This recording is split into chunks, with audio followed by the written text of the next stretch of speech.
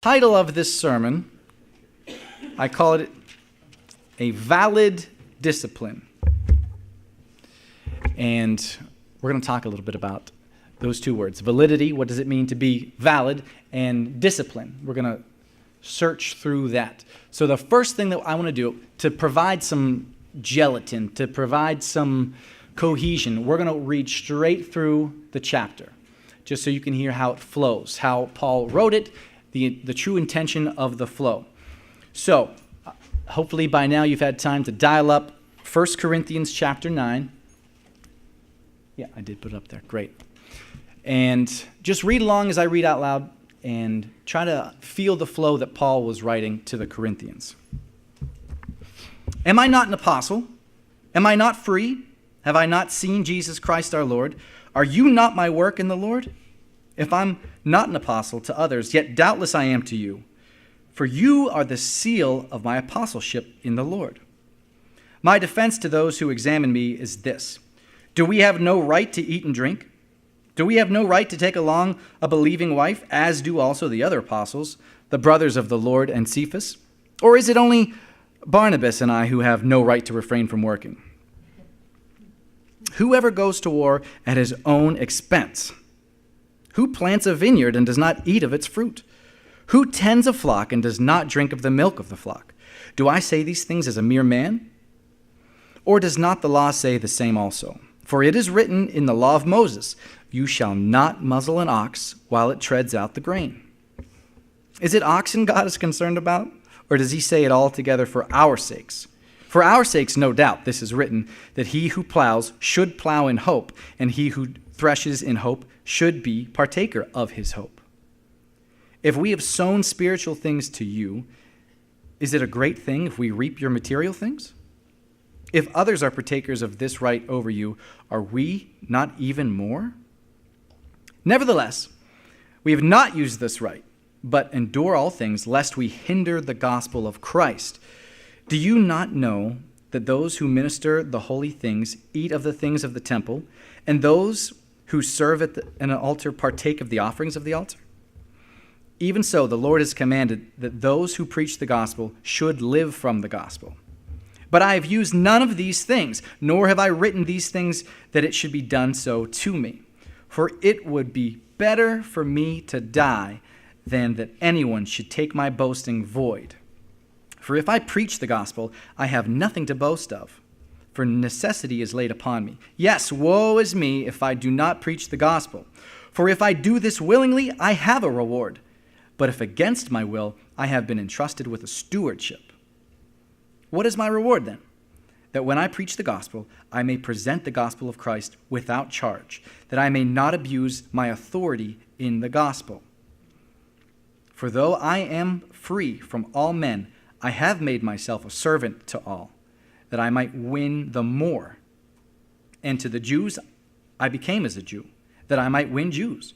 To those who are under the law, as under the law, that I might win those who are under the law. To those who are without law, as without law, not being an outlaw toward Christ, that I might win those who are without law. To the weak I became as the weak, that I might win the weak. I have become all things to all men, that I might by all means save some. Now this I do for the gospel's sake, that I may be partaker of it with you. Do you not know that those who run in a race all run, but one receives the prize? Run in such a way that you may obtain it, and everyone who competes for the prize is temperate in all things. Now they do it to obtain a perishable crown, but we for an imperishable crown. Therefore I run thus, not with uncertainty. Thus I fight, not as one who beats the air, but I discipline my body, and I bring it into subjection, lest when I have preached to others, I myself should become disqualified. There's a lot there. Some of it seems very surface. Some of it seems like, I think I can wrap my head around this, and you can. But when you take a closer look and you break it down into little chunks, even more light becomes shed upon it. So let's do that right now. Let's start to we're going to look at this in 5 different pieces this morning. Very easy. So the flow of my operation this morning we read through it. That's step one. We're going to break it into 5 main sections and explain each part. And then the third flow is we're going to find out what Paul wants the church to know and how we can apply it. That's all we're going to do this morning. So, it sounds easy, right? So let's get into it. Take a look at verses 1 and 2, and then we're going to pause right there. Chapter 9, verses 1 and 2, very short. Am I not an apostle? Am I not free? Have I not seen Jesus Christ our Lord? Are you not my work in the Lord? If I am not an apostle to others, yet doubtless I am to you, for you are the seal of my apostleship in the Lord. Pause there. Why is Paul approaching the church like this? Why? It seems like he's already on the defense. Am I not an apostle? Well, the reason is because people were charging him as not being an apostle.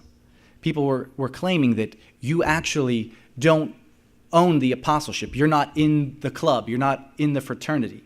So the first thing we need to do is look up what is an apostle? How do you become an apostle? Who were the apostles? So, let's read Matthew chapter 10, verses 1 through 4. So turn to Matthew chapter 10. And we're just going to read verses 1 through 4. I would also encourage you later today or later in the week, read the entire chapter 10 because it really sheds even more light on how Jesus commissioned the apostles. So Matthew chapter 10, we're going to read verses 1 through 4 just to see who these apostles were. And when he had called his 12 disciples to him, he gave them power over unclean spirits to cast them out and to heal all kinds of sickness and all kinds of disease. Now the names of these 12 apostles are these. Let's pause right there because he used 2 different terms interchangeably. He first started by calling them disciples, and we're going to talk about that later. Is there a difference between a disciple and an apostle?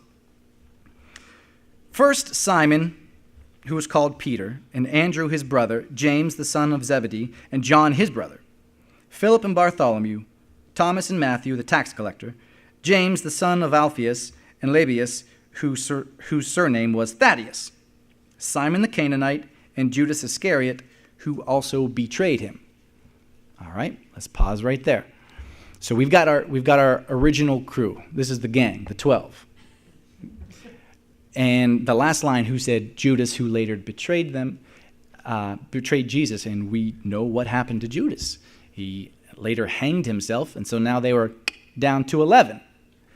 So Peter and the gang said, you know what, let's put some qualifications on what it means to become an apostle. Because at first, Jesus just appointed them. He said, I want you, just list all the 12. Here's something cool, though. In Psalms 109, verse 8, you don't have to turn there, but this is what the original scripture says, may his days be few, and may another take his office. This was written back in Psalms about Judas. It was known ahead of time, way in advance, that Judas wasn't going to make the cut. And may his days be few. And then if you read the rest of that psalm, they say some pretty cutthroat stuff about this, about like what should be done to him. And like, it's not great. It's some really nasty stuff. But they also said, may another take his office. So Peter and the guys said, let's come up with some regulations. Let's put a checklist together. So what is on this checklist? How do you become an apostle, according to the gang? So in order to become an apostle, to be even considered for apostleship, you must have witnessed Jesus' baptism. You must have heard his stories, his ministry. You must have been a part of his ministry. You had to have witnessed healings and or miracles to be an apostle. And you had to have been around for the crucifixion and the resurrection. You had to be in the game. Like, you got to be one of Jesus's main crew. The interesting thing about Paul, he wasn't around for that. But we just read back in 1 Corinthians 9, that he's saying, I am an apostle. Do you not believe me? Have I not done all these things? So how can Paul be an apostle if he doesn't if he can't check all the boxes on the checklist. One of the most incredible stories in the Bible is the story of Saul's conversion to Paul on the road to Damascus, on the Damascus road. It's one that we've all heard, but I want to highlight a few key verses from it to really shed some light on the significance of this change.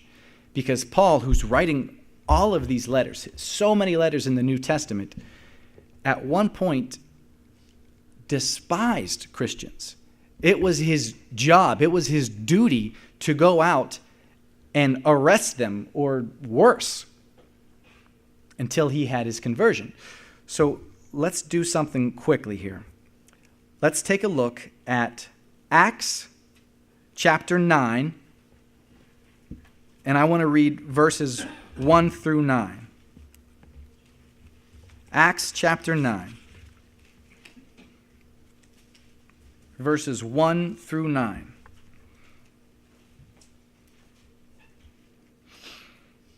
Then Saul, still breathing threats and murder against the disciples of the Lord, went to the high priest and asked letters from him to the synagogues of Damascus, so that if they found any who were of the way, whether men or women, he might bring them bound to Jerusalem. As he journeyed, he came near Damascus, and suddenly a light shone around him from heaven. Then he fell to the ground, heard a voice saying to him, "Saul, Saul, why are you persecuting me?"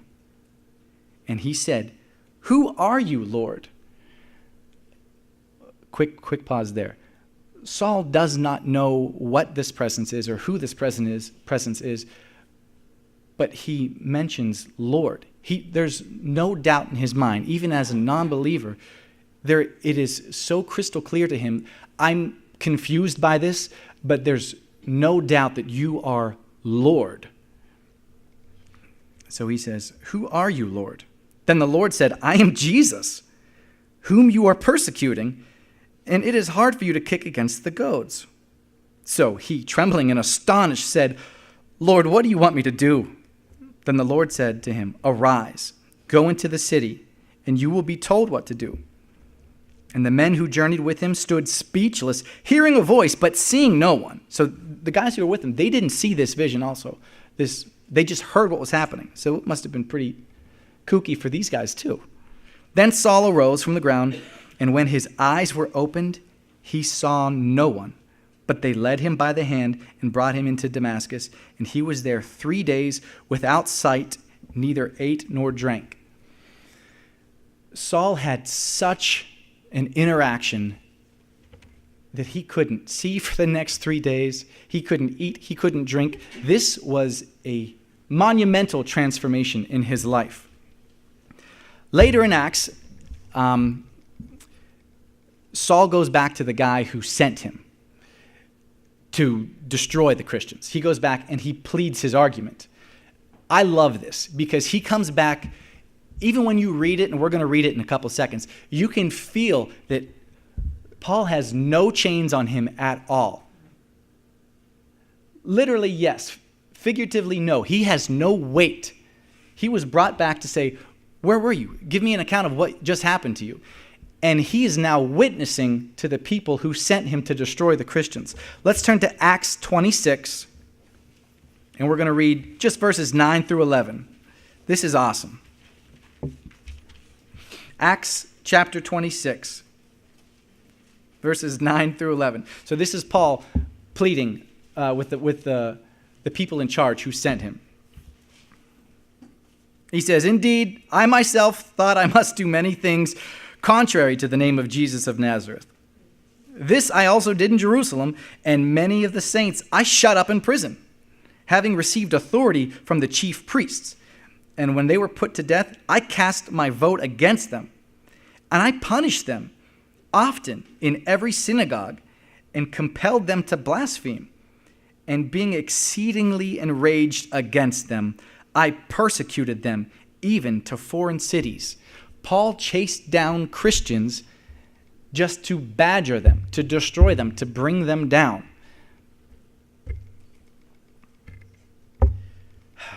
it's absolutely incredible that Paul understood his conversion. He understood that from where he came from, trying to destroy, trying to bring down Christians, and now he's going back to the people who sent him and saying, this was the wrong way. I'm now following Jesus, who you sent me to persecute. So let's get back to why is Paul speaking to the Corinthians again? Why is he saying, I'm an apostle, trust me, believe me? Well, because he was personally called by Jesus.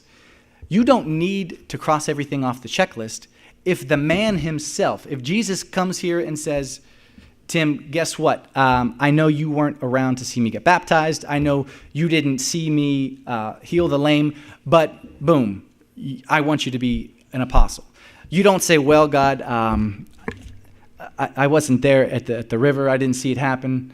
No, it's done. So what Paul is saying is he was able to bypass some of those man-made requirements. When Jesus calls you in, you're in. And we're going to talk about that later too, and how that applies to us. Galatians 1:1 says, Paul, an apostle, not from men nor through man, but through Jesus Christ and God the Father who raised him from the dead. He was appointed. See, he was more than just a messenger, because the word apostle means messenger. And the word disciple can be translated as student or pupil. And he was more than that. He was appointed from God. Even in Ephesians 4:11 it says, and he himself gave some to be apostles, gave some prophets, some evangelists, some pastors and teachers. So what Paul is saying is God gives people gifts, but he's also explaining to the Corinthians that above these is the gift of being an apostle. Like, it's an important job. He continues to stress this. 1 Corinthians 12:28 says that God appoints this above even other gifts. He's really stressing the point that he is an actual apostle, and this title of being an apostle, it's kind of a big deal. So why? Why is he stressing this point? All right. If I came up to you and I said, guys, I'm a teacher, which I am a teacher. But if I really wanted to prove to you that I was a teacher, and I bring out my certifications and my degrees, and I say, this is me. Here's a picture of me in my class. Why would I try to prove all this stuff to you? Well, let's pretend. Now, the first part was true. This part's made up. Let's pretend that teachers got certain privileges and certain rights. Like, I'm a teacher, so everyone who has a child between the age of 5 and 21, you have to give me $100 each because I'm a teacher. I get that right. This, once again, is far from the truth. But what Paul is saying is, I am an apostle. Apostles have certain rights and privileges. This is why he's stressing the point. He spent the first 11 verses or so just saying, I'm an apostle, believe me. You are my proof. Have I not ministered to you? Have I not brought the gospel? Did I not see Jesus? Because I did. I'm telling you, it happened. It happened to me. This is a real thing. He wanted to be legitimate. He wanted to be valid. He didn't want there to be any ounce of disbelief in the Corinthians' eyes that he wasn't an actual apostle, because he's setting up for what he's going to say next. He wanted to be legitimate. And actually, there was a writer, early 20th century writer, Stanley Kirk Burrell, later changed his name to an M.C. Hammer, responded that Paul would have been too legit to quit. This is true. He's legit. He's too legit to quit. He's got to keep going. It's funny enough about MC. This is, check this out. I looked this up. You know that he's a minister, right? MC Hammer, he is an actual ordained minister. He was raised Pentecostal. Although he did stray from his faith during his recording career. He did stray from his faith, but he always dedicated at least one song on every album to God. And then, after that, he returned to his ministry. He rededicated his life to God. And he actually he didn't change the initials. It's still MC, but he changed the meaning behind it. And now he says that MC stands for Man of Christ. And he actually went on a gospel crusade in Asia from 2009 to 2010. So that's what MC's up to right now. But he's too legit to quit. He was saying, Paul, he's completely legitimate. He's not going to stop now. He's going to keep going. Thank you for allowing me to get into this little MC hammer. So that's the setup. Now let's see part 2. Why is Paul saying, I'm an apostle? What are my rights? Check it out. Let's read verses 3 through 14. So we're still in 1 Corinthians 9. I'm going to read 3 through 14. My defense to those who examine me is this: do we have no right to eat and drink? Do we have no right to take along a believing wife, as do also the other apostles, the brothers of the Lord and Cephas? Or is it only Barnabas and I who have no right to refrain from working? Whoever goes to war at his own expense, who plants a vineyard and doesn't eat of its fruit, who tends to a flock and doesn't drink of the milk of the flock. Do I say these things as a mere man? Or does the law not say the same also? For it is written in the law of Moses, you shall not muzzle an ox while it treads out in the grain. Is it oxen God's concerned about, or does it say it altogether for our sakes? For our sakes, no doubt, this is written, that he who plows should plow in hope, and he who threshes in hope should be a partaker of his hope. If we have sown spiritual things for you, is it a great thing if we reap material things? If others are partakers of this right over you, are we not even more? Nevertheless, we have not used this right, but endure all things, lest we hinder the gospel of Christ. Do you not know that those who minister the holy things eat of the things of the temple? And those who serve at the altar partake of the offerings of the altar? Even so, the Lord has commanded that those who preach the gospel should live from the gospel. What Paul is saying is, as an apostle, because I've already established clearly I am an apostle, I have the right to take a wife if I want. I don't, but if I wanted to, I could have a wife. Also, I have the right for a stipend. Like, apostles get paid for their ministry. My wife can have a stipend. If we have children, I could get a stipend for my children, all provided by the church, because these are things afforded to apostles. Everybody knew this at the time. This wasn't a mystery. That's why Paul's reminding them, do I not have these rights? He's even saying, he's making some allusions here, some connections, some parallels by saying, if you plant a vineyard, wouldn't it make sense that you eat the fruit? If you have a flock of cattle and you tend to your flock, and the whole concept of tending to a flock is you're either going to get meat or you're going to get milk. So if you have cattle that are dairy cows, you're not going to have these cattle and not benefit from the product of your crop. So what he's saying is, I'm ministering to you. I'm providing something spiritual for you. Am I not entitled to something material in return?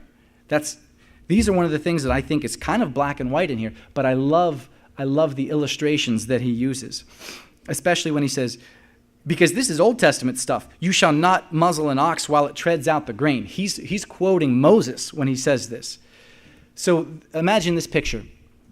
An ox pulling a plow, going through the field. I mean, it's slow, it's heavy, it's hard work. If you were to put a muzzle on this ox as he's plowing a row, he's going to get weak, he's going to get tired. He's hungry, he needs energy. But here's something that's cool. Take the muzzle off, let the ox plow, let him just keep moving ahead. But as he walks, as he's plowing, as he's just kind of going along, he can chomp away. He gets his benefit as he's working. He doesn't have to wait till later. He's not denied this right. Paul's using the illustration of animals because it's such a natural thing. And he says it right here in Corinthians. It's natural for me to expect payment. And once again, he's setting up for the next drop. So let's take a look at what happens next.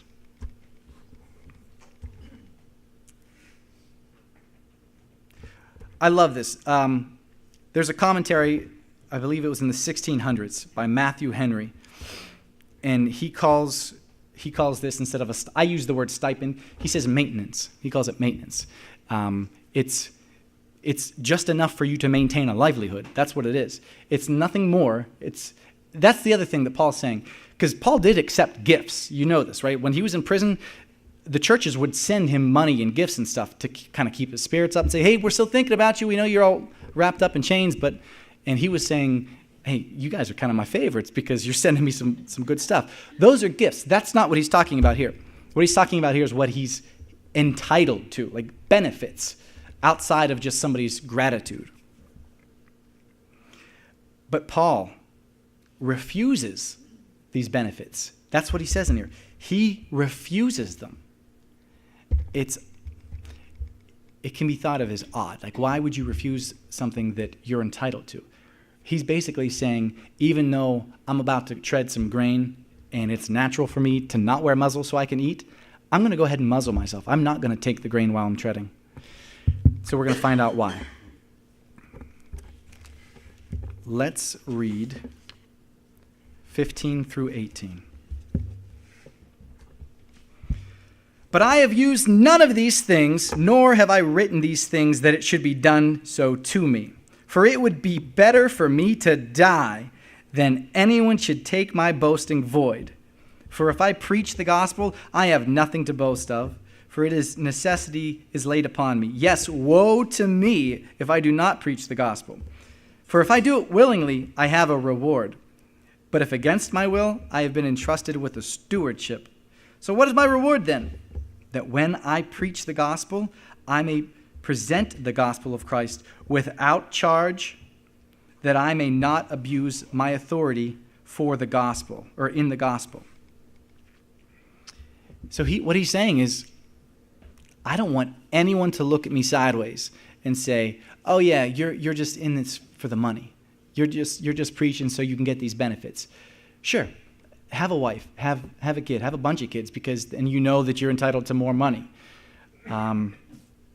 Paul didn't want the slightest fraction of anybody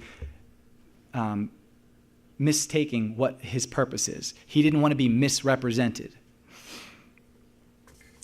He didn't want to be a stumbling block for anyone. Galatians 5:26 says, let us not become conceited, provoking one another or envying one another. Well, if Paul has nothing that anyone can look at and say, oh, you got that, I want that, then that's better for him because he's not being a stumbling block. He doesn't want to give anyone the indication that he's taking advantage of his liberties or taking advantage of the church. And he says he would rather die than be a fraud. It would be better for me to die than anyone to mistake what I'm doing, because he did not want to sully the image of Jesus, of God, of the ministry. We see examples of this all the time, though,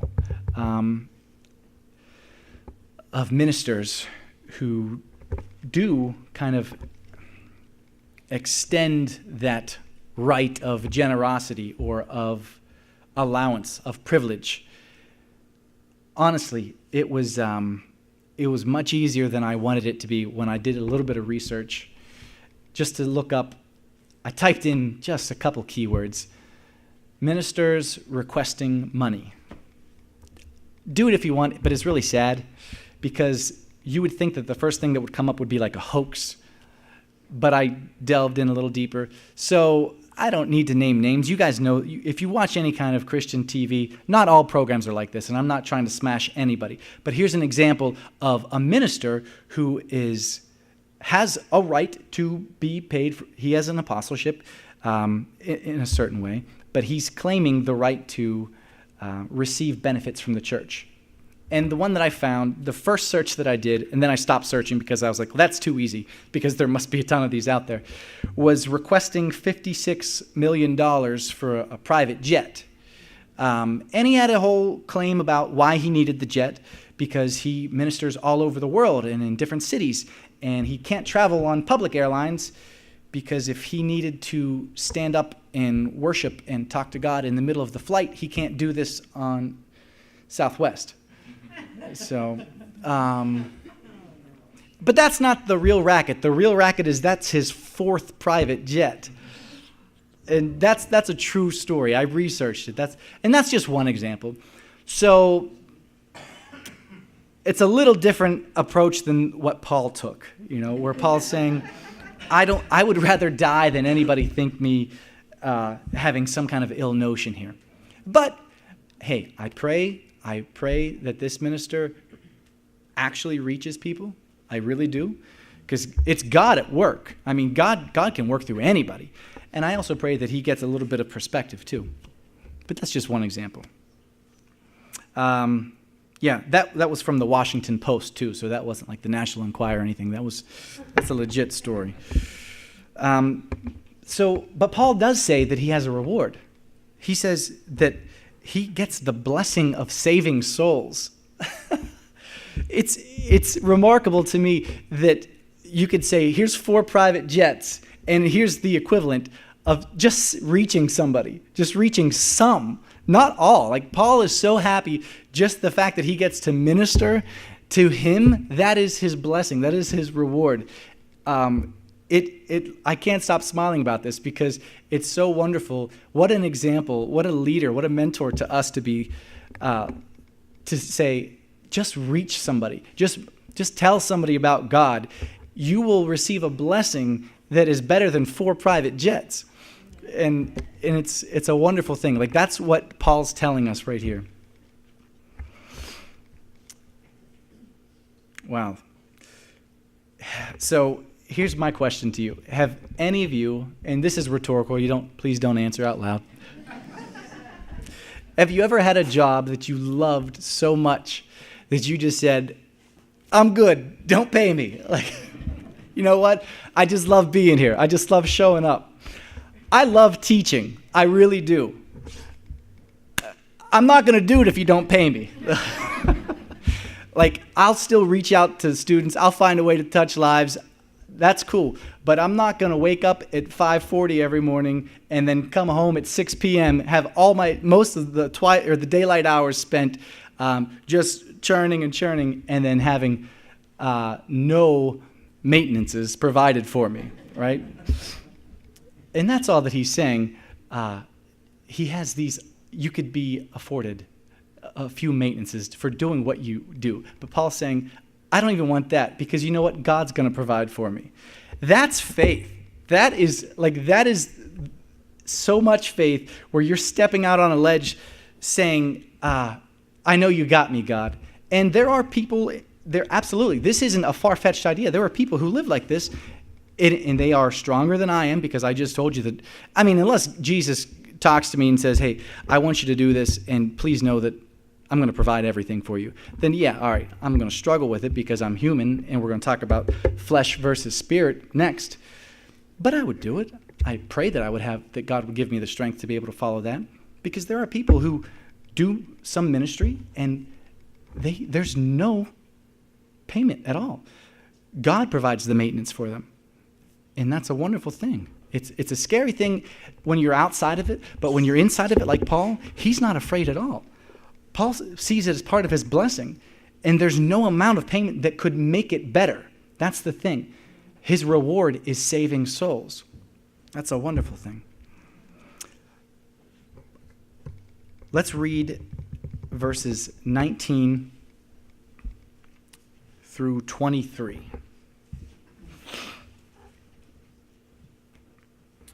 For though I am free from all men, I have made myself a servant to all, that I might win the more.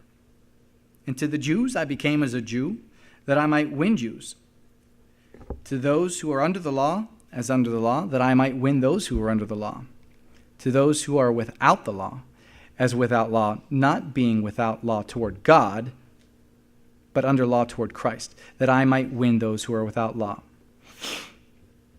To the weak I became as the weak, that I might win the weak. I have become all things to all men, that I might by means save some. Now this I do for the gospel's sake, that I may be partaker of it with you. So Paul, he paints a very clear picture of how to minister to a variety of people. he did put a couple caveats in there about under the law.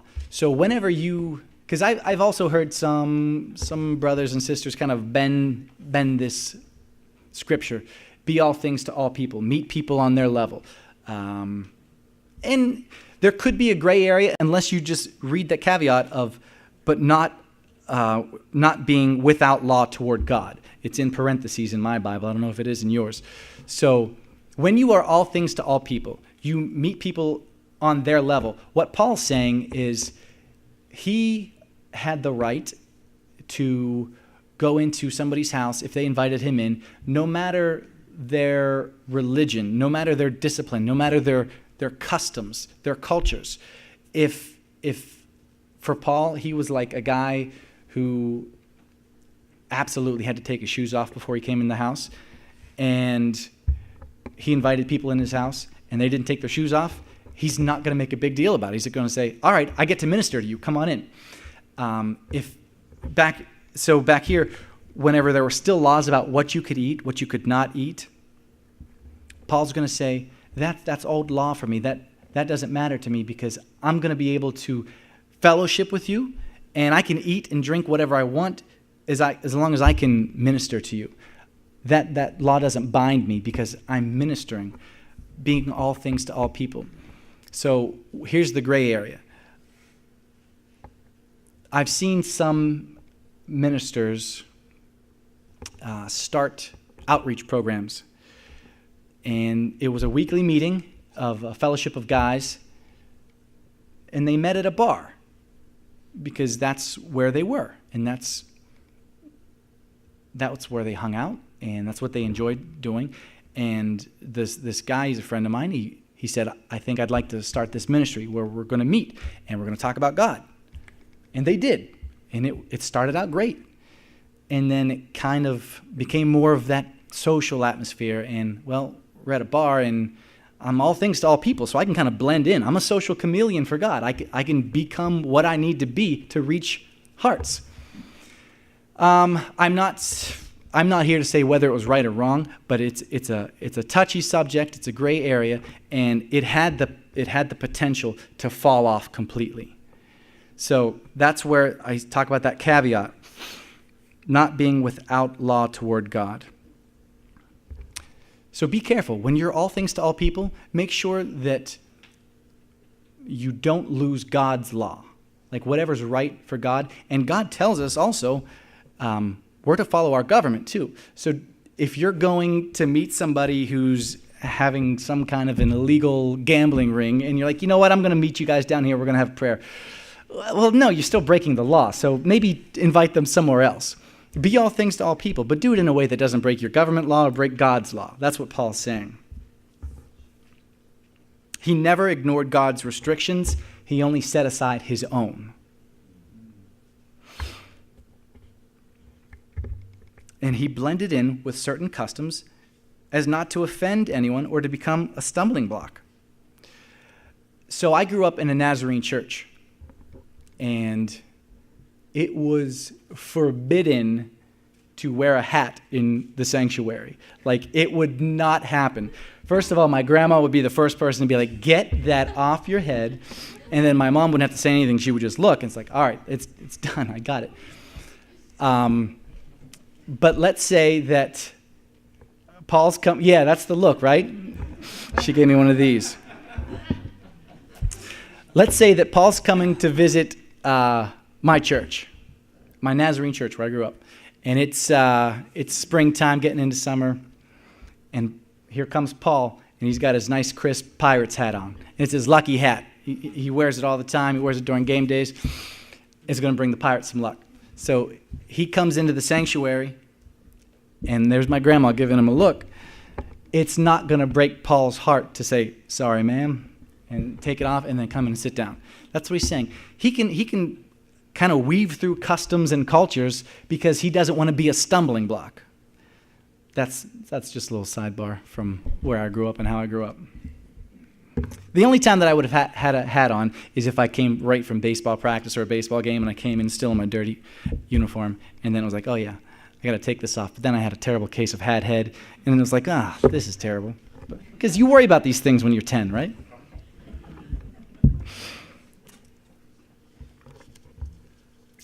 So let's see. When I printed these out, I forgot that I printed them on front and back. I was like, I thought I had more notes. All right, so we're down to our last section, second to last section. We're going to read verses 24 through 27. No, that is the last section. Yeah, 27 is the last verse. Starting at 24. Let's read together. Not out loud. I'll read out loud. You read in your mind. Do you not know that those who run in a race all run, but one receives the prize? Run in such a way that you may obtain it.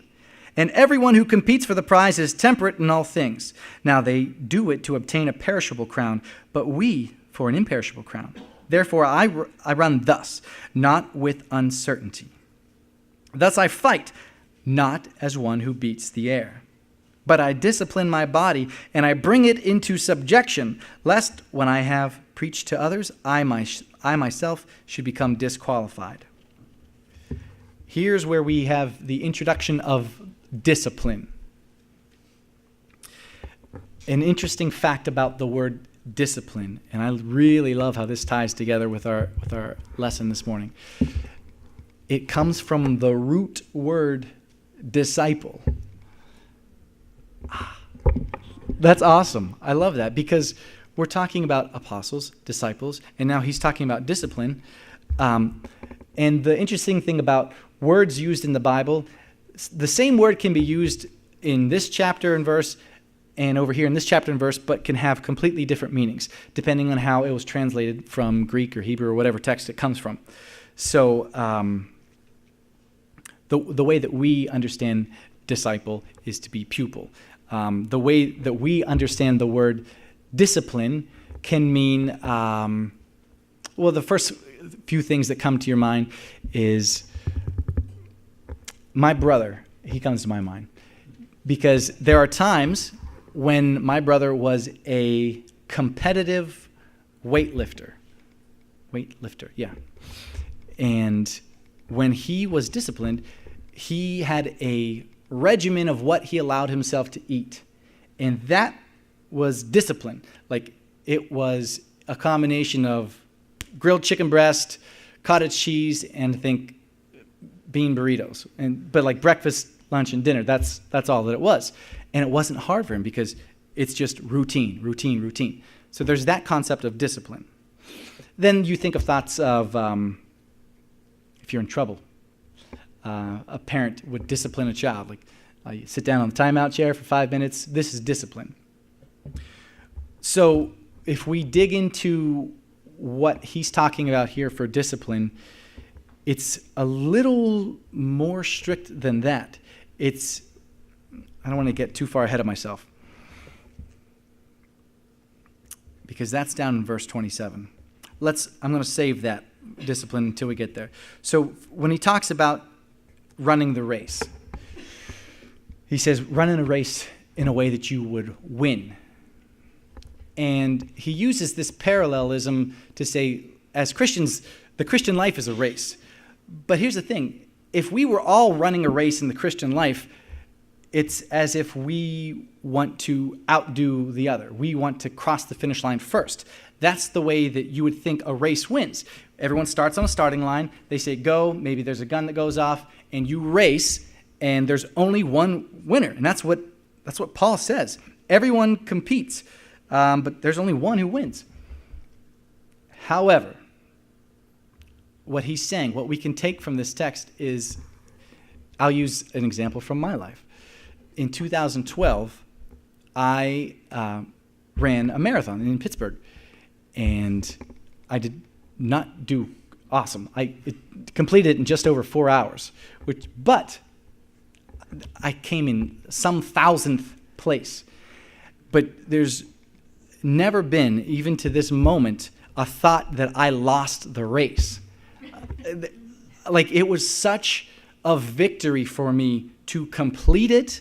That was a win. That's how we have to look at this Christian race. Somebody might reach it before you, but you can still win.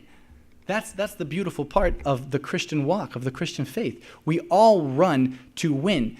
We don't run just to say, I'm going to try my best, and then, I cramped up, I can't go anymore. No, run it as if you're going to finish it, and run it as if you want to finish it as fast as you can. It's really interesting how Paul uses a race as a metaphor, and even talking about a crown. And here's something that I learned. Most Greek cities had gymnasiums. Their culture was athleticism. And so there were always a ton of games that eventually launched the Olympic Games, but there were games before the Olympics. Some of them, I can't remember the name of the one, but it was basically MMA. It was a game of grappling, and it was a combination of wrestling and boxing. And there are only 2 rules: no biting and no eye gouging. And so but in order to play this game in these Olympic type games, you wouldn't just walk into the arena having not trained for it. That's why when Paul says, I don't just beat my fist in the air as if I'm not hitting someone. That's rehearsing. That's shadow boxing. You can't learn and understand how it feels to be hit unless you are hit. You can't understand what damage your fists can do to somebody else unless you hit somebody else. Paul says, I don't just throw my fist in the air. I actually get in there and I do it. 2 Timothy 2:5. Don't turn there. I mean, you can if you want, but I've got it right here. It says, and also, if anyone competes in athletics, he's not crowned unless he competes according to the rules. Paul knew that his writing was going to be strong because this was the talk of the town. This was a very familiar language to everybody. So if he uses any kind of metaphor or similes about running a race or Olympic events, they're going to understand what it means. They knew that in order to run, you have to compete according to the rules, and then you would win this crown. So using this terminology of a crown, everybody got the picture. They knew it right away. Well, crown is for the winner, and it's usually made of like some kind of leaves or ivy or some kind of a threaded natural plant. So if athletic champions are able to discipline their bodies, and especially if you're going to compete in something like the event that I described, this mixed martial arts that happened ages ago, where the only way to practice is to actually get in there and train over and over again, submit your body to a severe beating in order to become better at it. If they're willing to do that to obtain this crown of grass, if it's that important to them, what Paul is telling us, that he competes for a crown that is imperishable, that won't wither, that won't die. Our crown, our reward, is eternal life with God. That doesn't go away. We have champions battling for this structure of gold, silver, steel, shaped like a football or like the silver cup, and they discipline themselves over and over again to try to achieve this one thing. And the glory that they feel when the champion hoists that up, that's real. I'm not taking that away because they've earned that. They've won that race. But once again, think about the glory that we have when we get our crown for running the race to win. This is the amazing thing that Paul's really trying to drive home. A crown of glory lasts forever, and the reward is priceless. So here's the last part that I'm going to talk about that Paul is saying. We have to set our minds on the things of the Spirit, because the flesh lusts against the Spirit and the Spirit against the flesh. These two things are eternally struggling with each other. And just like the champions in athletics, they had to discipline themselves. We must discipline our body so that we can combat fleshly lusts. When Paul talks about this, I want to make a note that when we speak of lusts of the flesh or fleshly desires, the first thing that oftentimes comes to our mind is this must mean some kind of a sexual immorality. Because you think lust, flesh, this is the body, this is this kind of a sin. Not necessarily. Flesh just means your being. We have desires of this world that are against what the Spirit would have us do. And it is only through discipline that we can draw a line between and continue to put down the body and to increase the Spirit. We have to do this through routine, through practice. We wouldn't go to a doctor who, they use the term practice. I have a practice. I've been practicing medicine for 15 years. At first I was like, practicing? I would hope you're good by now, But the idea is, when you have a practice, you continue to sharpen your skills. As teachers, yes, we received a degree, a certification, but we continue to have professional development, because you wouldn't want to send your kids to a school where there's a 50-year-old teacher who got his degree 30 years ago and never learned anything else. You wouldn't want to send yourself to a doctor who's a 70-year-old doctor who stopped his training 30 years ago. You've got to stay sharp. And that's what Paul's saying. The only way, since the flesh goes against the Spirit, and I'm telling you, it's not going to stop. God promises us that. You have to stay disciplined. So how do we do it? What's our discipline? How do we beat our bodies down to be fit enough to combat this? Through these routines, through these practices. A lot of times we, as Christians, and I'll speak for myself, I think that I understand that the scriptures have told me that as a Christian, you will experience struggles. There's not a single person in here who has not experienced a struggle or is currently experiencing struggles. The thing, however, is I got so used to saying that my struggle is spent inside the temptation, inside the resistance. This is where my time, this is my cross to bear. I'm now fighting it. I'm in the moment where I'm trying, I know the flesh and the Spirit are colliding, and I'm trying to push back. My charge to you is this. Fighting the flesh requires energy. Take the energy, and instead of spending it during the struggle, move it in front. Spend the energy in the discipline. If you spend the time and the energy up front, the struggle is God's, and you'll still feel that struggle, but you'll understand that He's got it, and you will be more prepared to deal with it. If you wait until the check engine light comes on to put oil in your car, you might save it, but it's a little too late.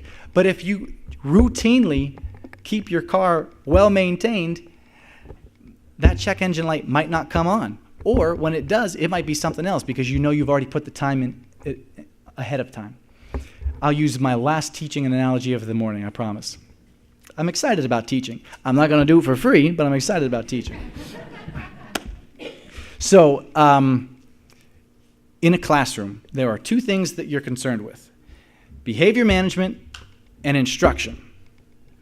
You cannot instruct a class if you cannot maintain a class. This is simple. This is a very easy concept. If you're going to spend the energy on behavior management, and you are, there's no getting around it, don't wait until the students act up, break the rules, and then say, I'm going to call your mom, you're going to miss recess, I'm going to give you an assigned seat for lunch, all this stuff. And then have to listen to the feedback from them, from the students running their mouth and saying, no, but I didn't do this, and this is what I did to me. But spend that energy up front. Get to know the student. Take 5 minutes out of your day and play a game with them. Or take 2 hours out of your day and go find what football game they have in Little League. Play a sport with them. Like, do an intramural with them. Talk about ways that you've seen them as a leader. Build that rapport. It still requires the energy, but when you front load it, when you put it up front, you don't have to do it in the backside, and it doesn't require as much intensity. So that's my metaphor, my allusion to say that we can take this and apply it to Scripture. If we front load our discipline, if we spend time in prayer, in our Bibles, with devotions, in fellowship, and you do it in a way of discipline, this is where the challenge becomes hard. Because we don't need to physically beat our bodies the way that Paul used the word. But imagine challenging your physical body in ways like this. I'm going to say it and you're not going to like it. Wake up 30 minutes earlier. Ugh. Go to bed 30 minutes later. Cut out your favorite TV show. Drive to a friend's house who you know could use somebody to talk to. That's struggle. We hate to admit it, but it is a fleshly desire to be comfortable on the couch. It's true. It's a fleshly desire to want that. And so if we are taught by Paul to separate that, and it's not easy. That's why it's called discipline. Paul's spelling it out for us in a very clear way. It's not easy, but it requires discipline. If we can do this over and over again, when we do try to push down the flesh, when it tries to rise up, we will have sharper tools to use. We will have a clearer vision of what we need to do. 1 Peter chapter 2:11 says, Beloved, I beg you, as sojourners and pilgrims, abstain from fleshly lusts which war against the soul. We know that there's a war going on, but if we build ourselves up early, we'll be prepared for it. I'm going to invite the worship team to come back up as I give you my closing thoughts. Jamieson, Fawcett, and Brown put it this way: the body may be made a good servant, but is a bad master. Paul spent a lot of time explaining his rights versus his behavior. That's what we can take away from this morning. He spent a lot of time and effort comparing what he was afforded, what he was allowed to have, and how he acted. My charge is to live in a way where you are taken seriously, legitimate, no one can say anything against you, just like Paul, and live honorably. Discipline yourself with proactive efforts so you won't be discounted. Continue to be valid.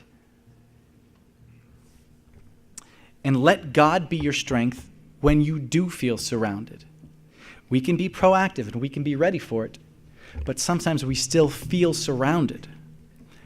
Understand that even though it looks like you're surrounded by the turmoil, by the enemy, you're actually surrounded by God. When you put the discipline in early, you'll see that more clearly.